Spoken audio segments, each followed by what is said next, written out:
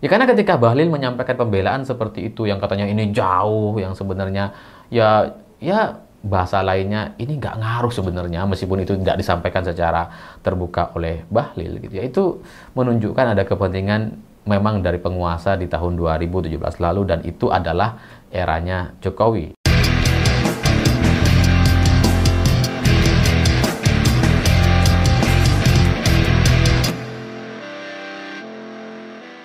Selamat malam semuanya. Ribut-ribut penambangan nikel di Raja Ampat hari ini sepertinya coba dikaburkan oleh beberapa pihak yang membangun opini atau keyakinan-keyakinan baru di sosial media bahwa ini bukan salahnya Jokowi. Karena kalau melihat dari penambangan nikel yang dilakukan sejak tahun 2018 lalu dan izinnya keluar di tahun 2017, maka itu dengan mudahnya kita simpulkan bahwa ini terjadi di era Jokowi dan atas seizin Jokowi. Makanya kemudian sekarang ada beberapa pihak yang coba menarik dan mengaitkannya kepada presiden-presiden sebelumnya, yakni Ibu Megawati, Pak Soeharto, dan bahkan Bung Karno.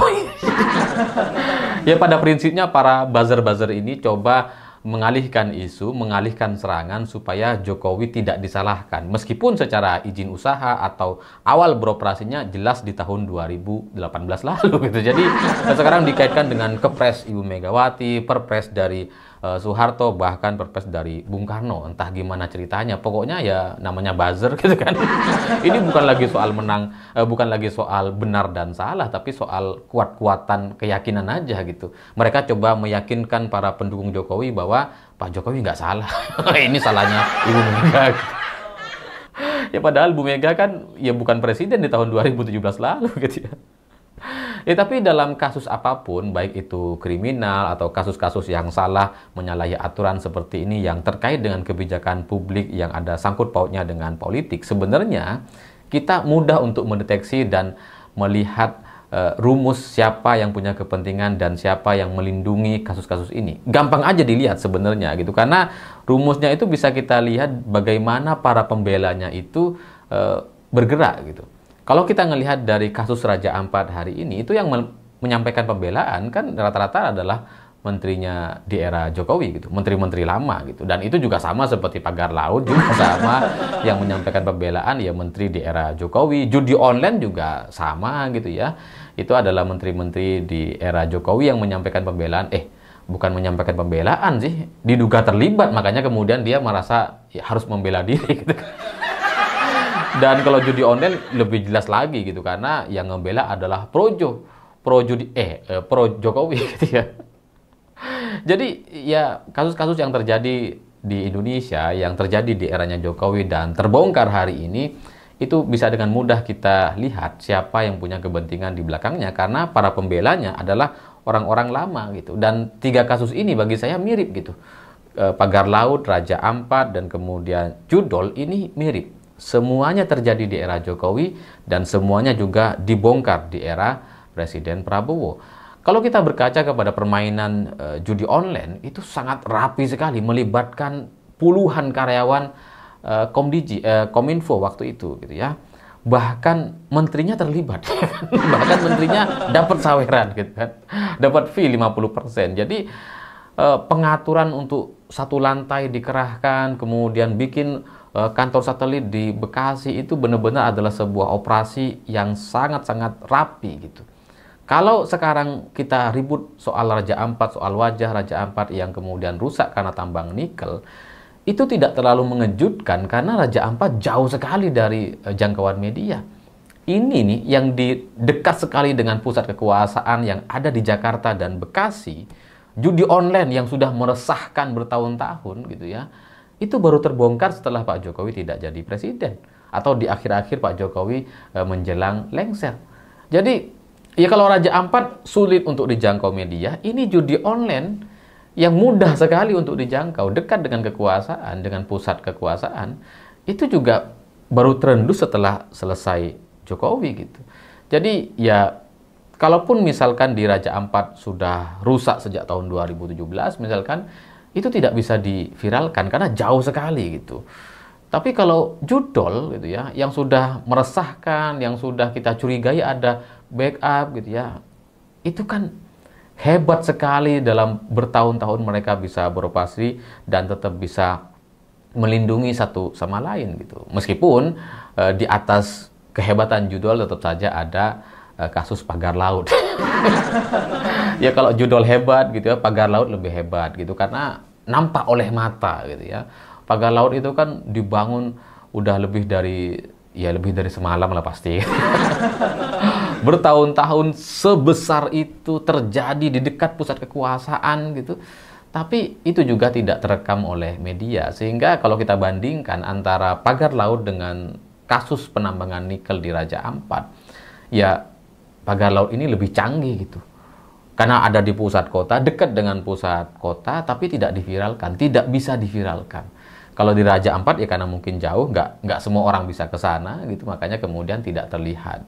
Jadinya bertahun-tahun bisa aman, dan itu yang kemudian membuat sekarang banyak orang jadi kaget dan protes gitu. Jadi ya kalau soal judol dan pagar laut kalian sudah tahu sendiri bagaimana kehebatannya gitu ya. Pembelanya juga ya orang-orang pro Jokowi, bahkan menterinya Jokowi juga terlibat dalam kasus judi online. Tapi kalau Raja Ampat ini gimana gitu? Ya, kalau kita ngelihat dari apa yang disampaikan oleh Bahlil sebagai menteri di eranya Jokowi yang dianggap juga dekat dengan Jokowi gitu, meskipun sekarang katanya dihentikan sementara, tapi ada upaya untuk melanjutkan, kita bisa mengacu atau melihat pernyataan Bahlil yang lain yang mengatakan bahwa jarak antara Raja Ampat yang menjadi pusat wisata dengan penambangan nikel itu sebenarnya cukup jauh katanya. Ini pulau ini kalau kita tempuh itu jaraknya sekitar 40 km, jadi jauh sekali. Saya belum ngukur sih. Di peta memang kelihatan ada jarak gitu ya, tapi kalau 40 km kayaknya nggak nyampe.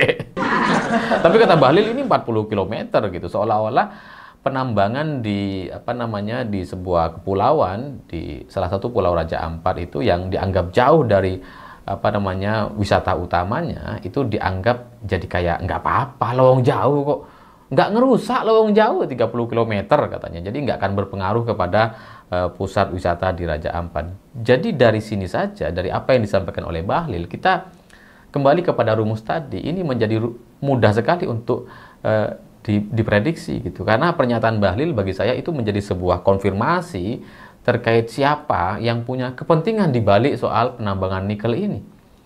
Ya karena ketika Bahlil menyampaikan pembelaan seperti itu, yang katanya ini jauh, yang sebenarnya ya bahasa lainnya ini nggak ngaruh sebenarnya, meskipun itu tidak disampaikan secara terbuka oleh Bahlil gitu ya, itu menunjukkan ada kepentingan memang dari penguasa di tahun 2017 lalu, dan itu adalah eranya Jokowi. Ya kalau sekarang kemudian para buzzer-buzzernya atau para pro pendukung Jokowi dan PSI coba menyalah-nyalahkan Ibu Megawati, itu memang terlihat nggak ada jalannya.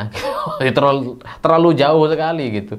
Jadi tidak ada benang merahnya, tidak ada jalannya, karena ya bagaimanapun izin usahanya 2017, operasinya tahun 2018, dan Ibu Mega ya sama sekali bukan presiden Indonesia. Ya untungnya gitu ya, untungnya Bahlil ini nggak update dengan arahan-arahan kakak pembina yang coba mengalihkan isu soal tambang nikel di Raja Ampat gitu. Karena ketika Bahlil ditanya sama wartawan, komentarnya itu nggak menyalahkan Ibu Megawati, tidak membahas soal Kepres tahun 2004, tahun 98 dan sebelumnya, tapi hanya fokus kepada ini izin usaha tahun 2017 dan saya belum jadi menteri.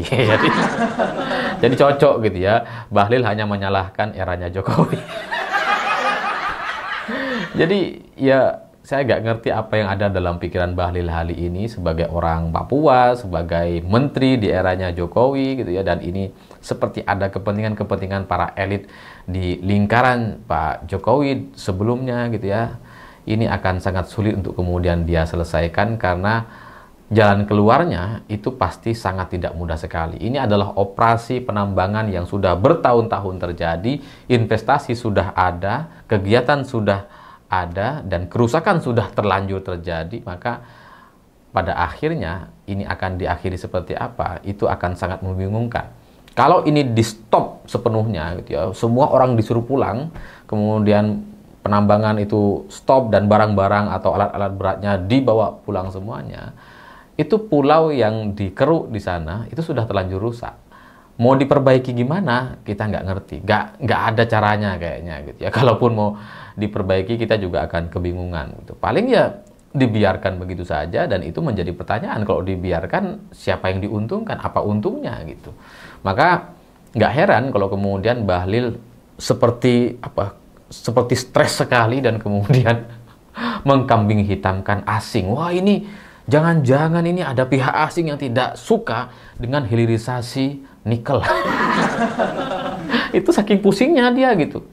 Ya karena ini adalah operasi tambang nikel di eranya Jokowi, di era orang yang sebelumnya dianggap dekat dengan Jokowi, kan Bahlil dekat dengan Jokowi gitu ya. Terus kemudian tapi mau dihentikan ini nggak bisa. Tapi kalau dilanjutkan ini juga akan diprotes orang banyak, mengingat dia sebagai orang Papua gitu ya. Jadi dia tidak punya banyak pilihan pada akhirnya, dan harus segera memutuskan untuk menarik ini semua dan menghentikan seluruhnya dan sepenuhnya. Ya nggak peduli ini milik perusahaan Antam lah, anak usaha Antam dan sebagainya.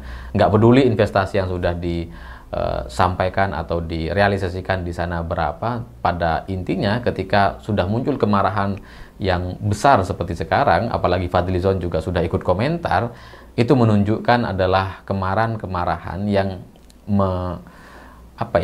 yang merepresentasikan atau mewakili pihak penguasa hari ini. Jadi dalam politik itu kita mudah sekali untuk lihat gitu. Kalau ada pihak dari Gerindra atau orang-orang Prabowo ikut berkomentar dan mengkritik, maka itu adalah bagian dari kepentingan penguasa. Sehingga ya harusnya ini sudah tidak bisa ditahan-tahan lagi dan tidak bisa dilindungi lagi. Dan terkait nanti kerugiannya seperti apa, silahkan dibicarakan masing-masing. Kita cuma mau ini dihentikan dan setelah itu ya selesai. Kita tidak bicara soal resiko atau kemudian efek dan dampak setelahnya akan seperti apa. Saya pikir itu. Terima kasih sudah menonton. Begitulah kura-kura.